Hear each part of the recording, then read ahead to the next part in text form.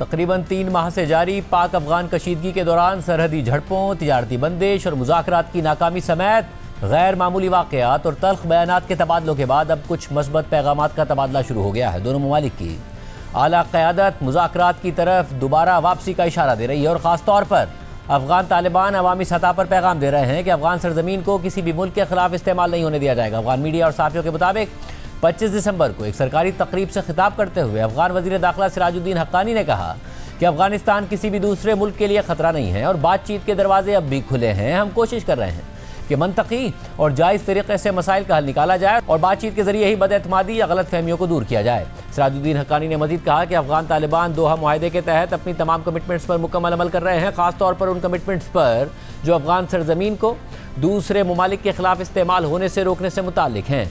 अफगान वज़ीर दाखिला के इस बयान को पाकिस्तान की तरफ से मस्बत करार दिया गया है। नायब वज़ीर आज़म और वज़ीर ख़ारजा इसहाक़ डार ने हफ्ते को प्रेस कॉन्फ्रेंस की तो न सिर्फ सिराजुद्दीन हक्कानी के बयान का जिक्र किया बल्कि अफगान उलमा के हालिया फतवे या करारदाद का हवाला भी दिया। रिसेंटली उलमा का इकट्ठ हुआ जिसमें वज़ीर आज़म साहब ने तकरीर की और फील्ड मार्शल साहब ने, सईद आसिम मुनीर साहब ने तकरीर की। ये उससे अगले 36 घंटे के अंदर ये हुआ और उसमें 1000 उलमा थे, चीफ जस्टिस ऑफ अफगानिस्तान थे और प्राइम मिनिस्टर अफगानिस्तान थे और काबीना थी। मैं समझता हूँ ये एक खुशआइंद डेवलपमेंट हुई। ये पहली दफा कि उन्होंने फतवा दिया कि हमारा जो सॉइल है वो किसी मुल्क, पाकिस्तान का नाम नहीं लिया पर इंक्लूडेड है ना, किसी मुल्क के खिलाफ दहशतगर्दी इस्तेमाल नहीं होगा। That's what we are asking. उस पर अमल करना, देखने का अमल भी होता है कि नहीं होता। अभी पिछले 48 घंटे में फिर उन्होंने, हक्कानी साहब ने गालिबन स्टेटमेंट दी है इन्हीं लाइनों के ऊपर कि जी हम कमिटेड है कि हमारा जो है, पर अगर ये कर ले तो बात खत्म हो गई। अल्लाह करे कि जल्दी वो अपने आप को, अपने सरजमीन को इजाजत ना दें, कोई वहां से ना आए, तो फिर तो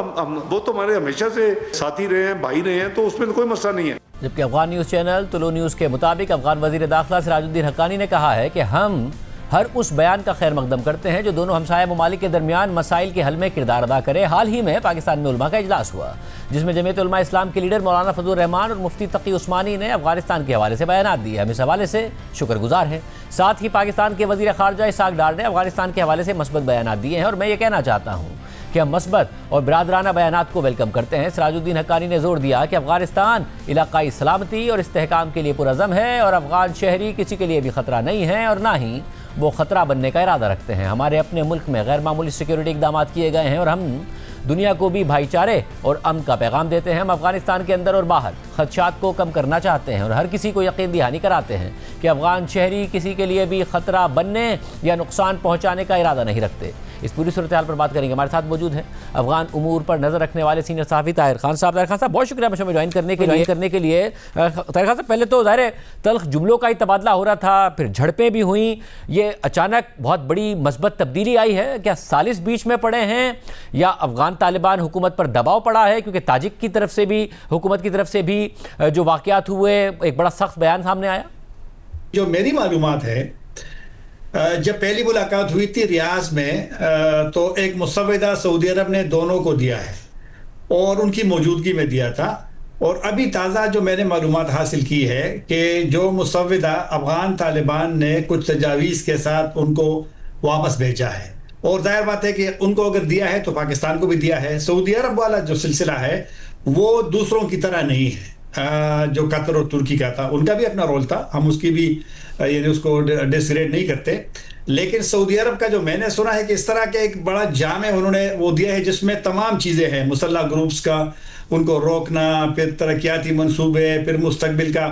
तो मुमकिन है, जो आपके सवाल का दूसरा हिस्सा, मुमकिन है कि ये जो सऊदी अरब का प्रोसेस है जो कि अभी ख़त्म नहीं हुआ, तो शायद कि ये बयानात जो आए हैं उलमा का, जो अफगानिस्तान का सबसे पहले आया था, तो ये पाकिस्तान की ख्वाहिश भी थी कि वहाँ से एक फतवा आ जाए। और पाकिस्तान को जब तशवीश ज़्यादा बढ़ गई है कि अफगान पाकिस्तानी तालिबान के साथ मिलकर के यहाँ जो हमले करते हैं। ताहिर खान साहब, क्या ऐसा मुमकिन है और क्या इतना कंट्रोल है अफगान हुकूमत का, अफगान तालिबान का, कि बात इस तरह आगे बढ़े कि सऊदी अरब की जो सहूलतकारी है या फिर सऊदी अरब ने जिस तरीके से मीडिएशन की है उसके नतीजे में मामला हल हो जाएं, पाकिस्तान में दहशतगर्दी की कार्रवाइयाँ ना हो रही हों, जो ग्रुप्स हैं वहाँ पर इतना कंट्रोल है?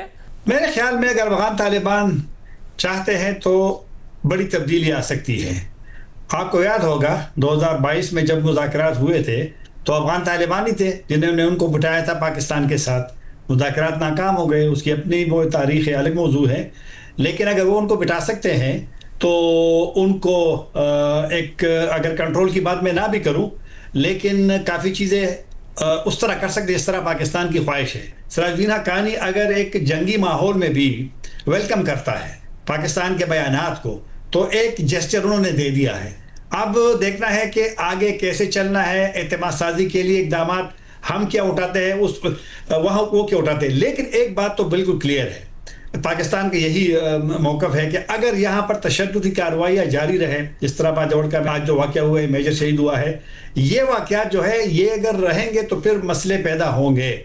और अगर ये रुक जाते हैं और एक फ़र्क आ जाता है सिक्योरिटी सूरत हाल में, तो फिर सऊदी अरब का, क्योंकि सऊदी अरब का बावजूद इसके कि सऊदी अरब का जो मीडिएशन है, मैंने ये भी सुना है कि सऊदी अरब के जो लोग, उन्होंने जो मीटिंग हुई थी उसमें सऊदी अरब के 3 इंटेलिजेंस भी थे, उनकी फॉरेन मिनिस्ट्री भी थी, और सबसे अहम कि उनकी जो रॉयल यानी वलीअहद का जो दफ्तर है उनके लोग भी थे। और उन्होंने ऐसे लोग उनमें डिप्लॉय किए हैं सऊदी अरब वाले कि जिनको पूरी सूरत हाल का इल्म है, यानी वो इस तरह वो हवा वाली बात नहीं करते। तो अब देखना है कि, लेकिन सऊदी अरब तो रिक्वेस्ट ही करेगा ना दोनों को। मसला अगर अपनी जगह पे मौजूद हो, जो पाकिस्तान की तशवीश है, अगर उसमें कोई फ़र्क नहीं पड़ता तो फिर तो मामला मुश्किल से आगे बढ़ेंगे। लेकिन फिर भी हम पूरी उम्मीद है कि जो जंगी हालत में अगर बयानात आगे दोनों साइड से मैसेजेस हो गए हैं, तो एक उम्मीद तो पैदा हुई है।